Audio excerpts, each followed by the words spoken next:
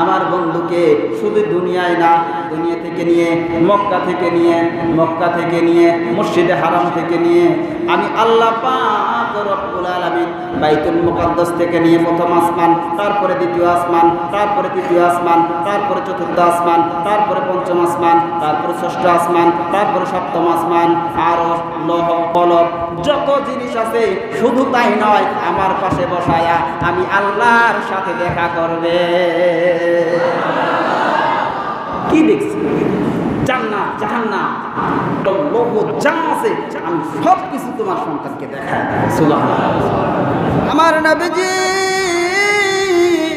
জনাবে মুহাম্মদুর রাসূলুল্লাহ সাল্লাল্লাহু আলাইহি সাল্লাম বলেন, বাজান মান আহাব্বা সুন্নতি, যেই ব্যক্তি আমার সুন্নতকে মহব্বত করলো। কাকে? সুন্নতকে। সুন্নত কি? দাড়ি রাখা সুন্নত, পাঞ্জাবি পরা সুন্নত, টুপি দেওয়া সুন্নত, মেহমানদারি করা সুন্নত, বুঝেন নাই? মানে যত সুন্নত আছে, কেউ যদি আমার এই সুন্নতগুলোরই মহব্বত করে রে বাবা, তাহলে সেজন্য আমাকেই মহব্বত করলো। সুবহানাল্লাহ বলেন। একটা যদি মেহমান আসে বা কোনো জায়গায় যদি যান, তাহলে ওই লোকটার যদি কোনো ছোট বাচ্চা থাকে, তাকেও যদি 50 টাকা হাতে দেন, 100 টাকা হাতে দেন, বা দোকান থেকে কিছু নিয়ে দেন, তাহলে কিন্তু মা বাবার মনটা নরম হয়, ঠিক না? তাহলে মানে ওই বাচ্চাটার মা বাবাকে রাজি করাতে হলে ওই বাচ্চাটাকে যদি আপনি আদর করেন, তাহলে এই নজরটা তো বাবার মার নজরটা পড়বে যে আমার বাচ্চাটাকে সে স্নেহ করলো, ভালোবাসলো। তো ওইরকম আল্লাহ নবী সাল্লাল্লাহু আলাইহি সাল্লাম বলেন, আমার সুন্নতকে যে ভালোবাসলো, মহব্বত করলো, সেজন্য আমাকেই মহব্বত করলো। সুবহানাল্লাহ। তারপরে বলেন, ওমান আহবানি কানা মাই ফিল জান্নাহ, আর আমি রাসূলকে যে ব্যক্তি মহব্বত করবে, ভালোবাসবে, ওই ব্যক্তিটা আমি রাসূলের সাথে জান্নাতে থাকবে। আর জোরে বলেন সুবহানাল্লাহ। কারা কারা রাসূলের সাথে জান্নাতে থাকতে চান একটু দুই হাত তুলে দেখান। আল্লাহ আমাদেরকে সকলকে রাসূলের সাথে জান্নাতে থাকার তৌফিক দিয়েন, আমিন। তাহলে শর্ত হলো কি?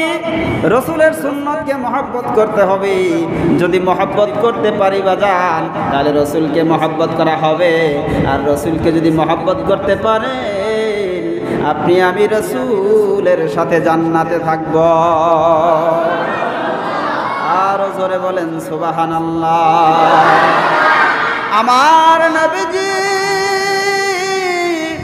আরব দেশের মধ্যে মক্কা মুআজ্জামা বাবাজান একটা শহরের নাম, একটা শহরের নাম, দেশের নাম হচ্ছে আরব দেশ। মক্কা শহরের মধ্যে সম্ভ্রান্ত পরিবারের মধ্যে বাজান জন্মগ্রহণ করলেন আমার নবী, আপনার নবী। কুরাইশ বংশে জন্মগ্রহণ করলেন। সূরা কুরাইশের তাফসিরে বলেছিলাম, আল্লাহর নবীজি আব্দুল্লাহর ওরস থেকে মা আমিনার গর্ভে যখন আসলেন বাজান, বর্তমানে যে আলোচনাগুলো করতেছি এটা হচ্ছে মিলাদ। এটা কি খেয়াল রাখবেন, আমি পরে মিলাই দিব। এখন যে আলোচনাগুলো হবে এটা হচ্ছে রাসূলের মিলাদ।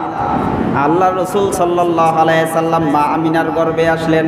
সুবহানাল্লাহ বলেন। নবীজি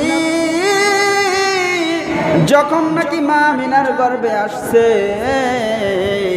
অন্য অন্য মায়েদের সন্তান যখন পেটে আসে তখন কিন্তু উকি উকি ভাব হয়, হওয়াটাই স্বাভাবিক।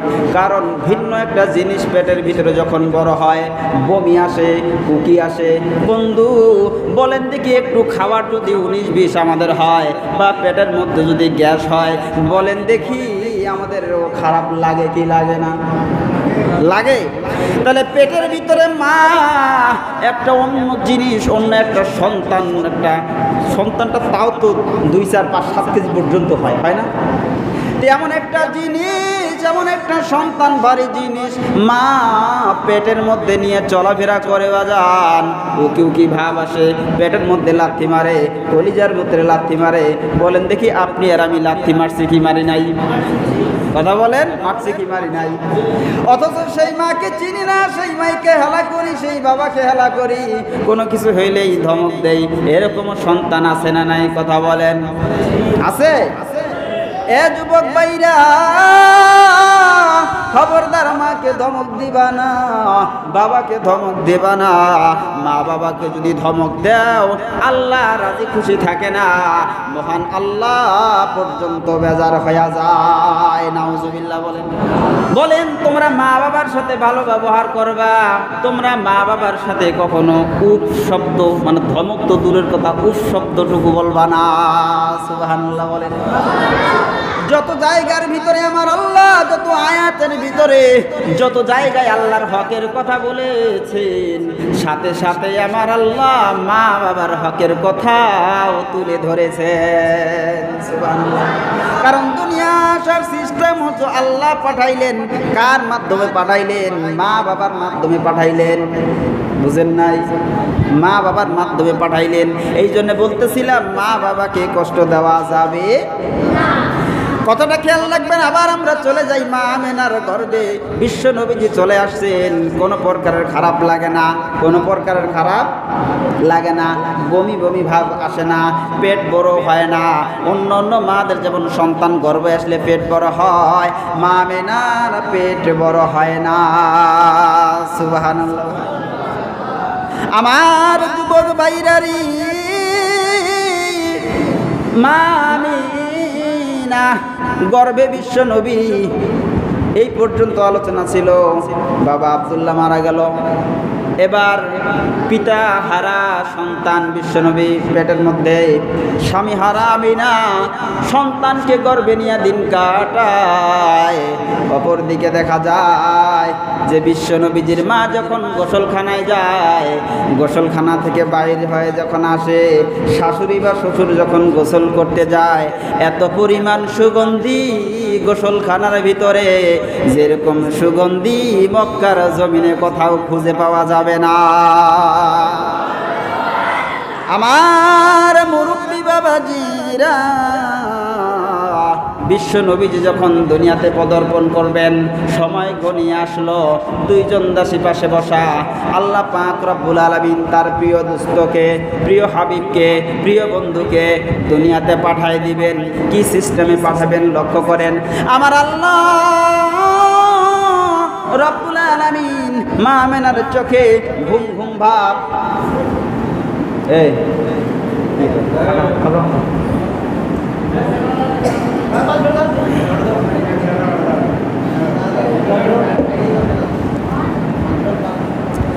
মা আমিনার চোখে ঘুম ঘুম ভাব, তন্দ্রা তন্দ্রা ভাব।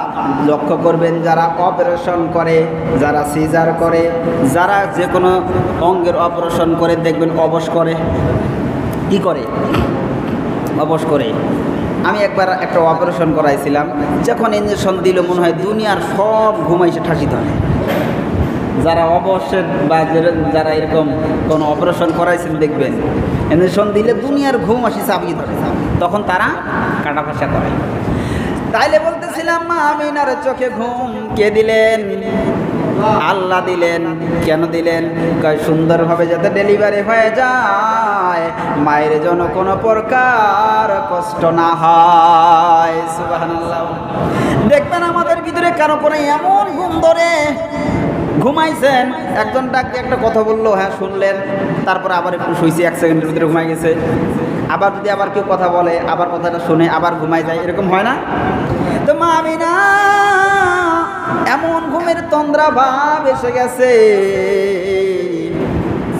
এবার দাসীরা ডাক দিলে, মা আপনার কি কোনো খারাপ লাগে নাকি? কয় না, আমার তো ঠিক আছে, কোনো প্রকার খারাপ লাগে না, কোনো ব্যথাও লাগে না। সুবহানাল্লাহ বলে। মা আমিনা ডাক দিয়ে বলে, যখন আমার ঘুম ঘুম তন্দ্রা তন্দ্রা ভাব আসলো, আমি ঘুমের ঘরে দেখলাম ঘরের 3 কোণায় 3 জন রমণী সাদা কাপড় পরে বসে আছি। একজন হলো মা হাওয়া, আদম আলাইহিস সালামের স্ত্রী মা হাওয়া। 2 নম্বর হচ্ছে ঈসা আলাইহিস সালামের মা মারিয়াম আলাইহিস সালাম। 3 নম্বর হচ্ছে ওই যে ফেরাউনের স্ত্রী আসিয়া। এই 3 জন ঘরের 3 কোণায় আল্লাহ পাক রব্বুল আলামিন মেডিকেল টিম বানায়া, সিজারের রুম বানায়া, যেটাই বুঝেন আল্লাহ পাক রব্বুল আলামিন ওই ঘরের ভিতরে পাঠায় দিছি। তো তোমরা কারা? আমিনা যখন প্রশ্ন করে, তারা যখন উত্তর দিয়ে দিল যে আমরা হচ্ছি মা, আমরা হচ্ছে আপনার যে সন্তানটা আছে, এই সন্তানটা হচ্ছে আমাদের জান্নাতের স্বামী। সুবহানাল্লাহ।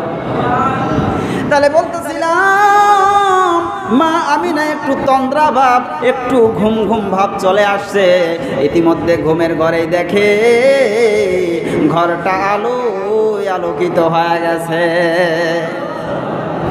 ওই যখন আলোকিত হয়ে গেছে রে বাজান, তখনই বিশ্ব নবী পৃথিবীতে চলে আসছেন। সুবহানাল্লাহ। আমার নবীজি পৃথিবীতে আসার পরে সঙ্গে সঙ্গে সেজদায় পড়ে যায়। সেজদায় কিছুক্ষণ থাকার পরে ওই সেজদার ভিতরে কি কি যেন বলে। সুবহানাল্লাহ বলে। প্রশংসা করে কার? নবীজি সেজদায় পড়ে আল্লাহর শুকরিয়া আদায় করে আবার উঠে বৈশা হাতটা উপরের দিকে উঠায়া উপরের দিকে ইশারা করলো। ওই ইশারার ভিতরেও একটা কথা বলছেন। সুবহানাল্লাহ বলেন। আমার যুবক ভাইরা, এইভাবে যখন ঘরটা আলোকিত হয়ে গেল, হয়ে যাওয়ার পর সন্তানটা এবার দাসীর কোলে। সুবহানাল্লাহ বলেন। বান্দির কোলে সন্তান। মনে হয় 12 তারিখে তো পূর্ণিমা, 12, 13, 14 তারিখে তো পূর্ণিমা, 12 তারিখে তো অনেক আলোকিত হয়ে যায়, তাই না? ওই যে আকাশের চাঁদ সুন্দর, তার চেয়ে বেশি সুন্দর মুহাম্মাদুর রাসূলুল্লাহ। আমার বন্ধুগণ, গায়েবী থেকে আওয়াজ আসলো, বাচ্চাটাকে গায়েব করে ফেলো, বাচ্চাটাকে গায়েব করে ফেলো, অদৃশ্য করে ফেলো। বাচ্চাটাকে অদৃশ্য করা হলো। বাচ্চা 2 মিনিটের মধ্যে নাই। সুবহানাল্লাহ বলেন। 2 মিনিটের ভিতরে মুহাম্মাদুর রাসূলুল্লাহ নাই। মুহাম্মাদুর রাসূলুল্লাহ কোথায় গেছে রে বাজান? আল্লাহ পাক রব্বুল আলামিন বলেন, ফেরেশতারা শোনো, 2 মিনিটের মধ্যে গোটা পৃথিবী, আসমান আর জমিন, গাছপালা তরুলতা, প্রত্যেকটা পশু পাখিকে দেখায় নিয়ে আসবা, সফর করে নিয়ে আসবা। প্রত্যেকটা মানুষ, প্রত্যেকটা জীব জানোয়ার, পশু পাখি, গাছপালা সকলে যেন চিনে ইনি হচ্ছে মুহাম্মাদুর রাসূলুল্লাহ। জোরে বলেন না সুবহানাল্লাহ। সকলেই যেন সাক্ষী দেয়। কেউ যেন এরকম না থাকে যে আমার বন্ধুকে চেনে না। বলেন তো, আমার আপনার নবীকে হরিণ চিনছে কি চিনে নাই? স্বয়ং উট নিজ ভাষায় কথা বলছে কি বলে নাই? গাছের জবান পর্যন্ত খুলে যায় কি যায় নাই? আপনার আমার নবীকে প্রত্যেকেই চিনছে। জোরে কোন সুবহানাল্লাহ। একবার আল্লাহ নবী ওযু করতে গেছেন। ওই চামড়ার মোজা আছে না, চামড়ার মোজা খুলে রাইখা ওযু করতে গেছে। এমন সময় এক কাক এসে রাসূলুল্লাহ সাল্লাল্লাহু আলাইহি সাল্লামের মোজাটা নিয়ে উড়াল দিছে। সাহাবীরা কয়, কি কাম, তো সাহস কম না রে, নবীজির মোজা নিয়ে যায়। তো ওই কিছু দূর উইরা আবার ফালাই দিছে, উল্টা করে ফালাই দিছে। তখন যখন ফালাই দিছে, তখন দেখা গেল ওই মোজা থেকে একটা কালো সাপ বেরিয়ে গেল। সুবহানাল্লাহ। তাহলে বলেন তো, কাকও আমার রসুলকে চিনে কি চিনে না? কথা বুঝেন নাই? সকলেই আমার নবীকে চিনে। সকল যুগের সকল মানুষ, সকল যুগের সকল জিনিস আল্লাহ রসুল সাল্লাল্লাহু আলাইহি সাল্লামকে চিনে এবং জানে। সুবহানাল্লাহ বলেন। এবার চলে আসেন আমার নবীজি যখন দুনিয়াতে পদার্পণ করলেন, আসার সাথে সাথে দেখে কোনো রক্ত নাই, কোনো ময়লা নাই, একদম চকচকা। সুবহানাল্লাহ বলেন। শুধু তাই নয়, বাচ্চারা যখন ভূমিষ্ঠ হয়, নাভির নাটা তো কাটা থাকে না, কিন্তু বিশ্বনবী যখন পৃথিবীতে আসছে, কুদরতিভাবে তার নাভিটা কর্তন করা ছিল। সুবহানাল্লাহ। শুধু তাই নয়, বিশ্বনবীজি যখন জন্মগ্রহণ করলেন, লজ্জা স্থানটা পর্যন্ত কেউ দেখতে পারে নাই। কেমন যিনি লজ্জা স্থানটা ঢাইকা রাখছে। আবার দেখা যায় বিশ্বনবীজির তারপরে যখন বোঝা গেল না ঢাকতে হবে, তখন মা আমেনার আঁচল ছিঁড়ে যখন তার লজ্জা স্থান ঢাকা হলো, মা আমেনা বলে, আমার সন্তানের লজ্জা স্থান দেখলাম, আল্লাহ পাক রব্বুল আলামিন কুদরতিভাবে খাতনা করায়া দুনিয়াতে পাঠায় দিছি। আর জোরে বলেন সুবহানাল্লাহ। আমার বন্ধু বিশ্ব নবীকে গোটা পৃথিবী সফর করানো হলো, ঘোরানো হলো, দেখানো হলো, যাতে করে প্রত্যেকটা জিনিস, প্রত্যেকটা মানুষ, প্রত্যেকটা বস্তু বিশ্ব নবীকে চেনে। জোরে বলেন না সুবহানাল্লাহ। নবীজি দুনিয়াতে আসার যখন আসলেন অনেকগুলো প্রমাণ বহন করেছেন। পারস্য দেশের ভিতরে যেই সমস্ত জায়গায় পূজা হতো বা অশ্লীল কাজ হতো, বড় বড় বিল্ডিংগুলো এগুলো ধসে পড়ে গেছে। সুবহানাল্লাহ। শুধু তাই নয়, পারস্য দেশের ভিতরে একটা অগ্নি হাজার হাজার হাজার হাজার বছর যাবৎ জ্বলতেছিল, একবারে বন্ধ হয় না, নিবে না, কেউ নিবাইতে পারে না। নবীজি যখন জন্ম হয়েছে ওই আগুন ধপ করে নিভে গেছে। আর জোরে বলেন না সুবহানাল্লাহ। শুধু তাই নয়, ওই যে মক্কার ঘরে, কাবা ঘরে যেই সমস্ত মূর্তি ছিল, এই সমস্ত মূর্তিগুলো মুখ থুবড়ে ভেঙে চুরে জমিনে পড়ে গেছে। আর জোরে বলেন সুবহানাল্লাহ। লক্ষ্য করেন, এবার মুহাম্মাদুর রাসূলুল্লাহ সাল্লাল্লাহু আলাইহি ওয়াসাল্লাম আল্লাহ পাক রব্বুল আলামিন ঘোরায় নিয়ে আবার যখন মা আমেনা কয়, কিরে আমার সন্তান কই গেল? এত সুন্দর সন্তান আমি কি হারাই ফেললাম নাকি? না না, দেখে কিছুক্ষণের মধ্যেই মুহাম্মাদুর রাসূলুল্লাহ সাল্লাল্লাহু আলাইহি ওয়াসাল্লামকে নিয়ে ফেরেশতারা আবার ফেরত দিয়ে গেছেন। এবার ওই মক্কার শহরের একটা নিয়ম ছিল, কারো যদি বাচ্চা হয়, বাচ্চাটাকে নিয়ে কাবা ঘরের সামনে রাখার পরে তার নাম রাখা হয়, তার পরিচয় দেওয়া হয়, এটা অমুকের পুত্র অমুক। যখন তাকে ওখানে রাখা হবে তখন যাতে সবাই সাক্ষী দেয় ইনি হচ্ছে মুহাম্মাদুর রাসূলুল্লাহ। সুবহানাল্লাহ বলেন। এই জন্য আল্লাহ কি করছেন, তার আগেই যাতে সবাই চিনে, এই জন্যে আগেই একটা সফর দিছেন। সফর দেওয়ার পর যখন পরের দিন সকালে মক্কার ঘরের দরজায় যখন নিয়ে গেছে, মক্কা শরীফের ওয়াল, বালু, কোনা, গাছপালা সকলে সাক্ষী দিছেন ইনি হচ্ছে মুহাম্মাদুর রাসূলুল্লাহ। জোরে বলেন না সুবহানাল্লাহ।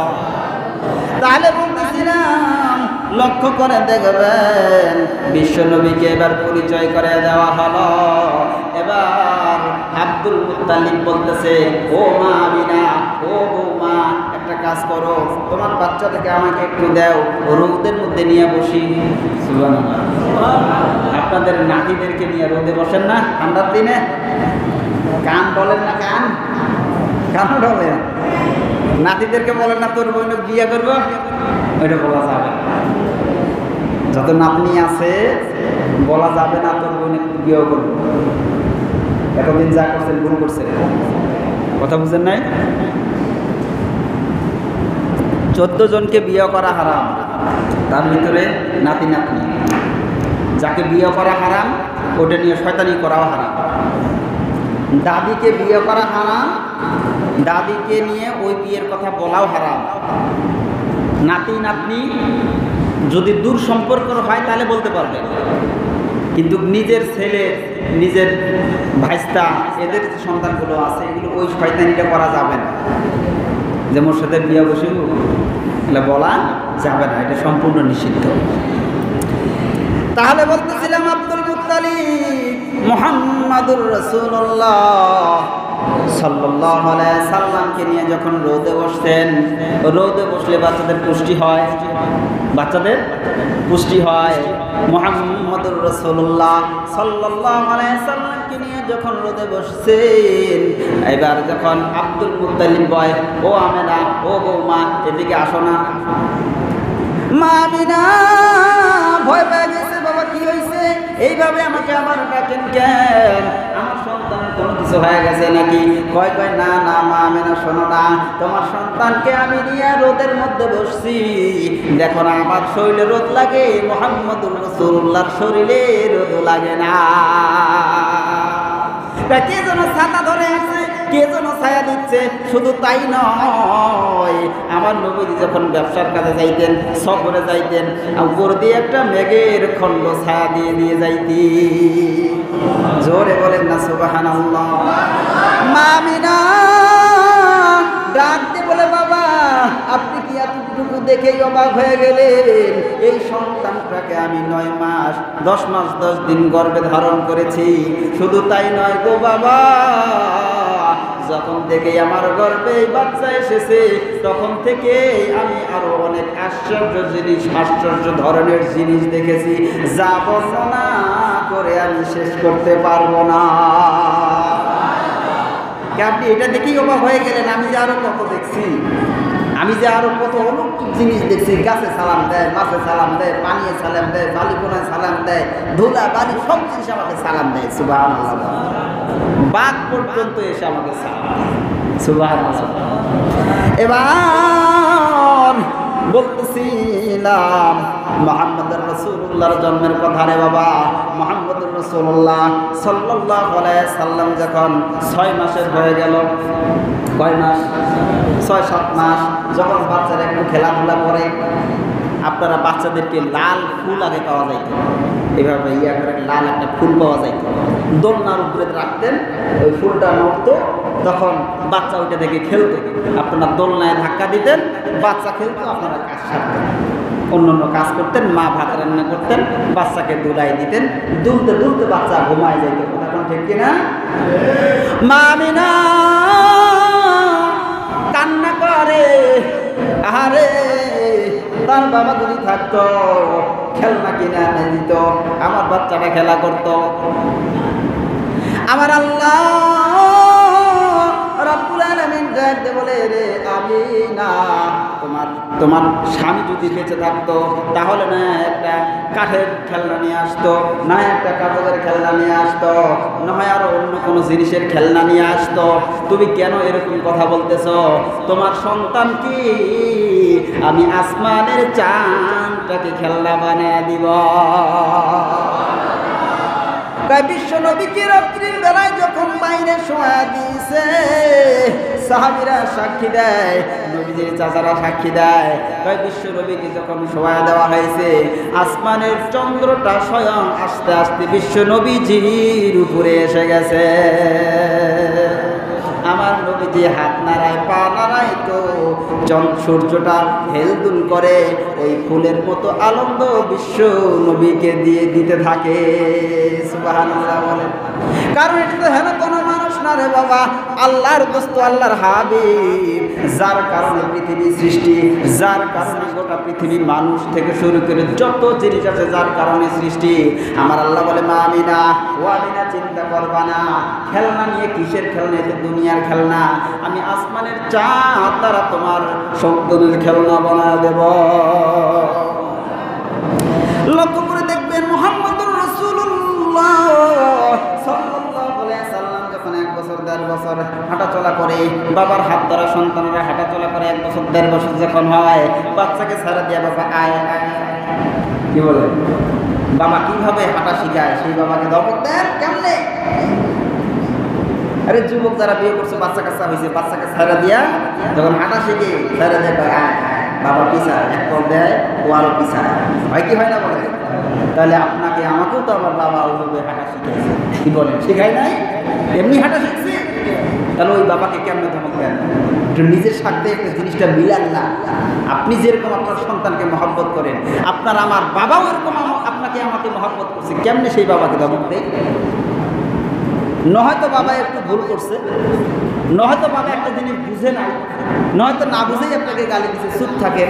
আপনার বাবা যখন বুঝবে, না রে আমারই তো ভুলটা হয়েছে, তাই না?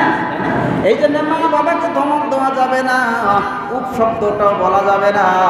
আল্লাহ পাক রব্বুল আলামিন বলেন, ওয়ালা তানহারহুমা, তোমরা মা বাবাকে ধমকটা পর্যন্ত দিবে না।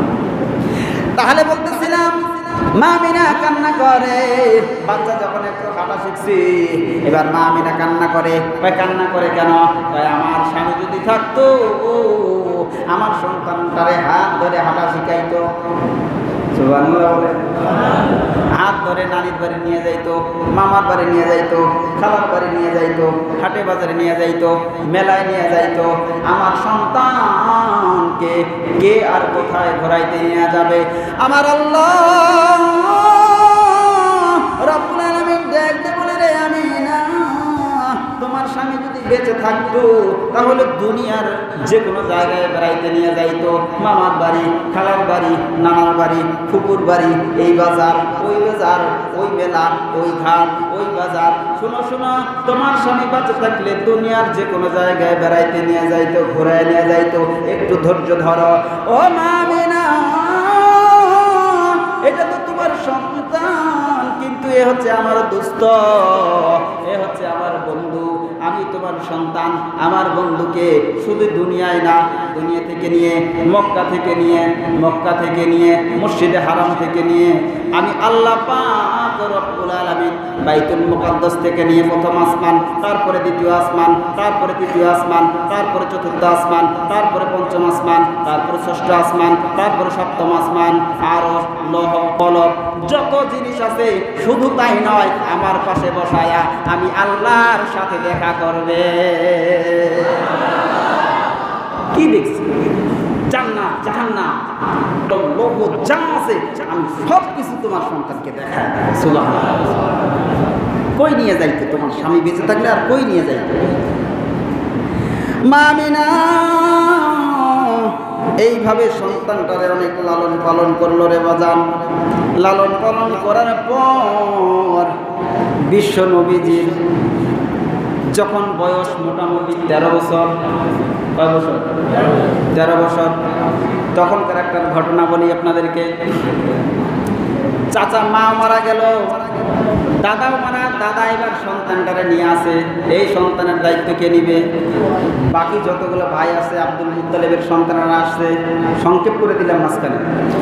আব্দুল মুত্তালিবের সন্তানরা আসছে, দেন ভাতিজাকে আমাকে দেন। ভাতিজার নাম নাই, বাবাও নাই। না না, আব্দুল মুত্তালিব কাউকে দেয় না। সুবহানাল্লাহ বলে।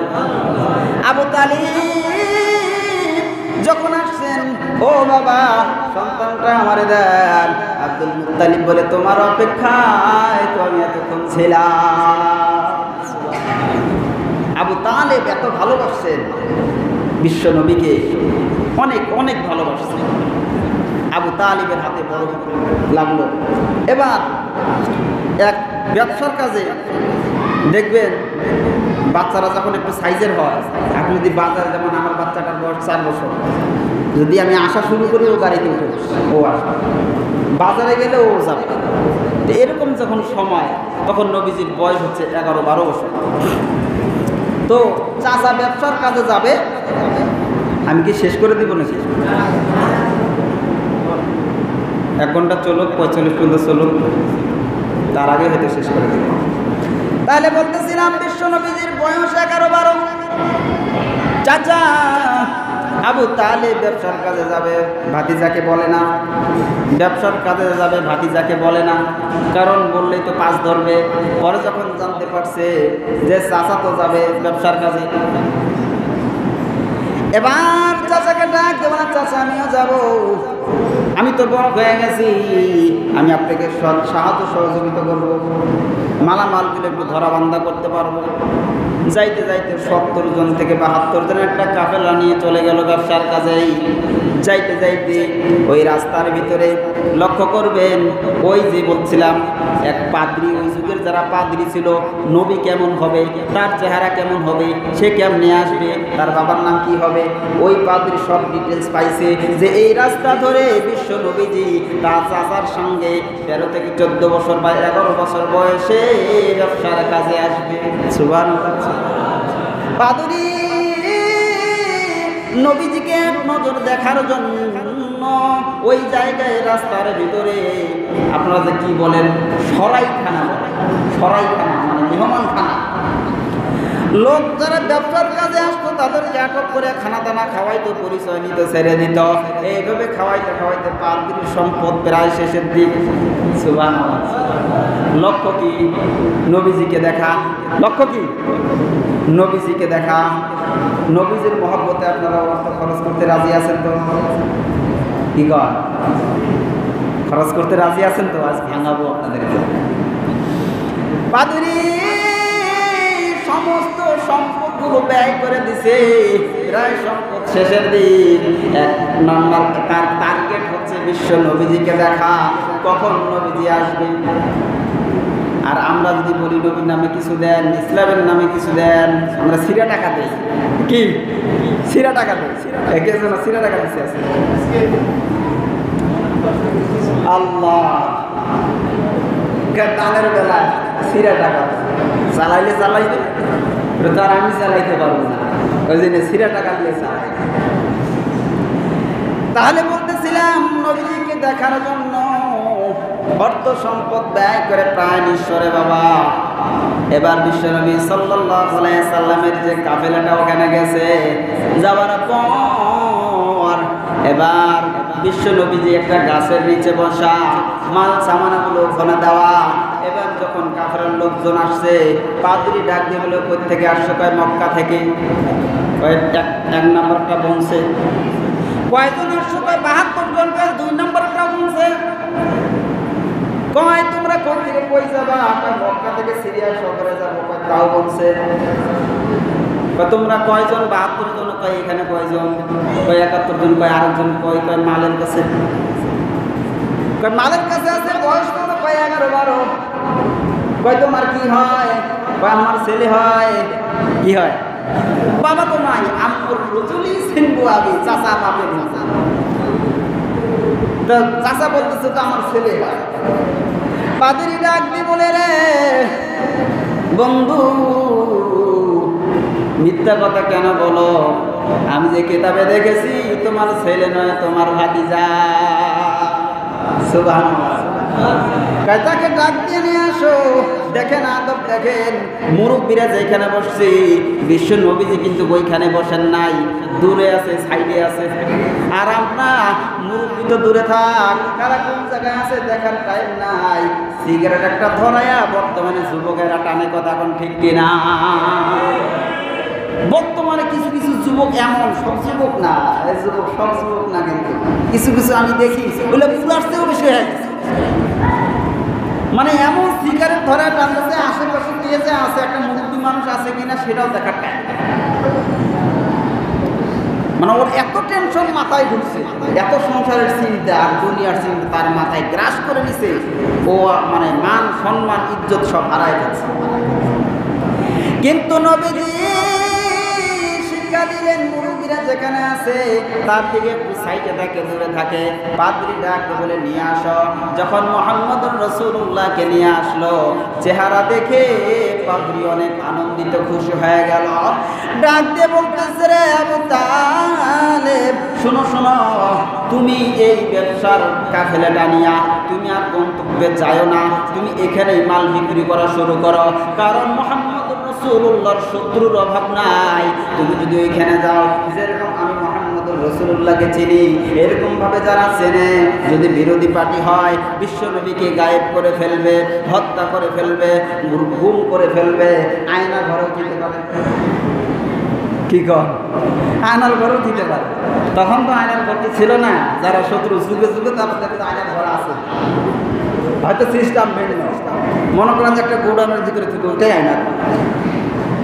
তাইলে বলতেছিলাম, এবার পাদ্রী ডাকে বলে, ও আবু তালেব, আপনার মক্কার যাওয়ার, আপনি আর ব্যবসার কাছে সিরিয়া যাওয়ার কোনো দরকার নাই। আপনি আপনার ভাতিজাকে নিয়ে ফিরে যান, আর যত ধন সম্পদ নিয়ে আসেন এখানে বিক্রি করেন। ওইখানে কে নিবি? ওই আল্লাহর নাম নিয়ে বেচা শুরু করে। বিক্রি করা যখন শুরু করে দিল, দেখা গেল আস্তে আস্তে মুহূর্তের ভিতরে সমস্ত মাল বিক্রি করে শেষ করে দিল। দেখবেন বাজার ঘাট খুব শ্যামশ্যামা, লোকজন না, তারপরে ওই দিন বেচা কিনা ভালো হয়েছে, হয় না এরকম? আবার দেখবেন যে বাজার ঘাট খুব জমজমা, কিন্তু ওই দিন বেচা কিনা নাই, এরকম হয় না? তো পাদুরি বলল আপনি বেচা কেনা শুরু করে দেন, চিন্তা করেন না, আল্লাহ আছে। তাহলে এবারে আসেন, আমরা যে আলোচনাগুলো করলাম এতক্ষণ যাবৎ রাসূলুল্লাহ সাল্লাল্লাহু আলাইহি সাল্লামের জীবনী, জন্ম বৃত্তান্ত যেই সমস্ত আলোচনা করলাম, এই সমস্ত আলোচনা কি আমল করা যায়? কথা বলবেন। আমল করা যায় না, আলোচনা করা যায়। কথা বুঝেন না? রাসূলুল্লাহ কেমনে আসলেন, কি হইল না হইল, এই যে আলোচনাগুলো করলাম, এগুলো আমল করার বিষয় না আলোচনা করার বিষয়? আলোচনা করার বিষয়। এখানে আমাদের কোনো আমলের বিষয় আছে? আমরা কি রাসূলুল্লাহর মতো জন্ম হতে পারবো? বা যেই কথাগুলো, যেই আলোচনাগুলো হলো, এগুলো কি আমল করার কোনো বিষয়? বুঝেন, এখন মূল পয়েন্টে আসছে। এগুলো কি আমল করার বিষয় না আলোচনা করার বিষয়? এটা হচ্ছে আলোচনা করার বিষয়। আর যে আলোচনা করার বিষয়, এটাকে হলো মিলাদুন নবী। কি নবী? আমরা কই না নামাজের পরে মিলাদ আছে? মিলাদ শব্দের অর্থ হচ্ছে জন্ম। কি জন্ম? বাচ্চা জন্ম হয় না? মিলাদ শব্দের অর্থ হচ্ছে জন্ম। যখন বলা হয় মিলাদুন নবী, তখন তার অর্থ হলো নবীজির জন্ম। কি অর্থ হয়? নবীজির জন্ম। যদি বলেন নামাজের পরে মিলাদ আছে অথবা মিলাদুন নবী আছে, তাহলে কি নবীজির জন্ম হবে নামাজের পরে? কি বলে? জন্ম হবে। আমরা বলতে পারি যে মিলাদুন নবী সম্পর্কে আলোচনা আছে। মিলাদুন নবী সম্পর্কে আমাদের ভিতরে কিছু ভুল কথা আছে। যেমন আনারস, আনারস শব্দের অর্থ মানে যার কোনো রস নাই। বলেন তো ভিতরে রস আছে না নাই? তারপর হচ্ছে বেদানা, যার অর্থ হচ্ছে কোনো দানা নাই, ভিতরে কি দানায় ভরা। এরকম কিছু ভুল কথা, ভুল প্রচারিত আমাদের আছে। যেমন মিলাদের, নামাজের পরে মিলাদ আছে, নামাজের পরে জন্ম আছে। কার জন্ম? আমরা বলবো নামাজের পরে মিলাদ এর আলোচনা আছে, বা বলবো যে তোবারক আছে। তবরক দিয়ে মোবারক হয়ে যাবে। তাহলে এতক্ষণ যাবৎ আমরা রসুলের জন্ম বৃত্তান্ত আলোচনা করলাম, এটার নাম হচ্ছে কি বলেন? কথা বলেন। মিলাদ। এটার নাম কি? মিলাদ। আমরা যে বলি ইয়া নবী সালামু আলাইকা, এটা হচ্ছে দুরূদ। এটা কি? দুরূদ। আল্লাহুম্মা সাল্লি আলা, এটা হচ্ছে দুরূদ। এটা কি? এটা মিলাদ না। আজকে যে আলোচনাগুলো করলাম এটা হচ্ছে আসল মিলাদ। কথা বুঝছেন? আলোচনাগুলো আসল মিলাদ। আর আল্লাহুম্মা সাল্লি আলা ইয়া নবী সালামু আলাইকা, এটা হচ্ছে কি? দুরূদ। তাহলে আমরা আজকে কি বলবো? যে দুরূদ করবো। কি করবো? পড়তেছি দুরূদ, কসি মিলাদ। অথচ মিলাদের কোনো আলোচনাই নাই, জন্মের কোনো আলোচনাই নাই, তার নাম দিচ্ছি আমরা মিলাদ। আর যেখানে দুরূদ, ওখানে দুরূদের কোনো আলোচনাই নাই। তো মিলাদ সম্পর্কে বিস্তারিত একদিন আলোচনা করবো। মিলাদ কোথা থেকে আসলো, মিলাদ কে আবিষ্কার করবো, কেউ পড়তে চায়, কেউ পড়তে চায় না, কেন পড়তে চায়, কেন পড়তে চায় না, সাহাবীরা মিলাদ পালন করছে কি করে নাই, আমরা কেমনে করব, এই সমস্ত বিষয়গুলো আলোচনা করতে গেলে একদিন লাগবে। অতএব আজকে আমরা এতটুকু জানলাম যে নবীজির জন্ম বৃত্তান্ত আলোচনা করার নাম মিলাদ। কথা বলেন, নবীজির জন্ম বৃত্তান্ত আলোচনা করার নাম মিলাদ, মিলাদুন নবী। 2 নম্বরে আসেন রাসূলুল্লাহ সাল্লাল্লাহু আলাইহি সাল্লামের সিরাত। সিরাত মানে আদর্শ, চরিত্র, আচার, ব্যবহার, আখলাক, চরিত্র, জন্ম থেকে নিয়ে মৃত্যু পর্যন্ত গোটা জীবনটাকে বলা হয় সিরাত। কি বলা হয়? সিরাত। আর জন্মের সময়টাকে বলা হয় মিলাদ। এবার বলেন দেখি, সিরাতুন নবীর ভিতরে মিলাদুন নবী আছে না নাই? সিরাত কাকে বলে? জন্ম থেকে নিয়ে মৃত্যু পর্যন্ত। তাইলে এই সিরাতের ভিতরে মিলাদটা আসে না নাই? মিলাদ দিয়েই তো শুরু হলো। তাহলে সিরাত যদি কেউ ফলো করে, সিরাত যদি কেউ মেনে নেয়, তাহলে মিলাদ সহ গোটা জীবনীকে মেনে নেওয়া হলো। আর যদি কেউ খালি শুধু মিলাদুন নবীকে পালন করে, সিরাতুন নবীকে ছেড়ে দেয়, সে কখনো পরিপূর্ণ মুমিন হতে পারে। কারণ অনেকে বলে মিলাদুন নবী কায়েম করো, মিলাদুন নবী পালন করো, সিরাতুন নবীকে লাথি মারো। জন্মকে চুপ মারলেন, জন্মর আলোচনা করতে ইয়া নবী সালাম আলাইকে পড়তে কষ্ট লাগে না, খাওয়ার পরে আবার মিলাদুন নবী পড়ার পরে মিষ্টি মুখও হয়, কি বলেন? কিন্তু বন্ধু সিরাতুন নবী যখন পালন করতে যাবেন, দাঁত ভাঙবে, যুদ্ধ করতে হবে, আপনার সুন্নত পালন করতে হবে, নামাজ পড়তে হবে, যাকাত দিতে হবে, রোজা রাখতে হবে, ওইখানে কষ্ট। এই জন্য মিলাদুন নবী কায়েম করো, পালন করো, আর সিরাতুন নবীকে লাথি মারো। নাউজুবিল্লাহ বলেন। এই জন্য আমরা বলি সিরাতুন নবী, সিরাতুন নবী। একজন মানুষ যখন সিরাতুন নবী পালন করবে, অর্থাৎ নবীজির জন্ম থেকে নিয়ে মৃত্যু পর্যন্ত যখন ফলো করবে, তখন ওই ব্যক্তিটা হয়ে যাবে দামি। আর সিরাতুন নবী ফলো করলে উত্তম আদর্শওয়ালা মানুষ হয়ে যাবে। আর রসুলের হাদিস অনুযায়ী ওই মানুষটা রসুলের সাথে জান্নাতি হয়ে যাবে। দেখবেন এই রবিউল আউয়ালের 12 তারিখে মিছিল, ঈদে মিলাদুন নবী, আশিকে রসুলের অভাব নাই। মানে ওরা রসুলকে এত ভালোবাসে, এতদিন লুকাইছিল, আর যেদিন জন্মদিন এই দিন তারা একদম বাইরে হয়ে গেছে পোকার মতো। আবার যখন রবিউল আউয়ালের 12 তারিখ গেল, ওরা আবার ডুব দিল। বুঝেন নাই? বিশেষ করে চট্টগ্রাম এই দিক দিয়ে মানে বেশি সুন্নি, বেশি তো রসুলের আশেক বেশি, ওরা ওই একদিনে মানে একদিনের আসে। এজন্য আসেন মিলাদুন নবী সম্পর্কে আমরা একদিন বিস্তারিত আলোচনা করব। তাহলে আমরা মিলাদুন নবীও মানি, সিরাতুন নবীকেও মানি। কারণ মিলাদুন নবীকে যদি আমরা না মানি, মিলাদ পড়ে না, মিলাদ পড়ে না, মিলাদ মানে না, কেউ যদি মিলাদ না মানে তাহলে কেউ মুসলমান থাকে? মিলাদ মানে রসুলের জন্ম, জন্মটাকে যদি কেউ না মানে, কেউ যদি কয় রসুলের জন্ম হয় নাই, তাহলে মুসলমান থাকলো। তার মানে নবীজির মিলাদকে সবাই বিশ্বাস করে, আমিও করি, আপনিও করেন। মিলাদ করে না, মিলাদ মানে না, ও তো তুমি তো মিলাদের অর্থই জানো না। মিলাদ শব্দের অর্থ হচ্ছে নবীর জন্মটা তো সবাই মানে। ও ইয়া নবী সালাম আলাইকা পড়ে না দেখি ও মিলাদ করে না, মিলাদ না। ওই আনারস আর বেদানার মতো হয়েছে। যা হোক, আমরা মিলাদুন নবীও মানি, সিরাতুন নবীও মানি। এবার আসেন, সিরাতুন নবী যদি মানতে হয়, রসুলের আদর্শ চরিত্র আমাদেরকে ফলো করতে হবে।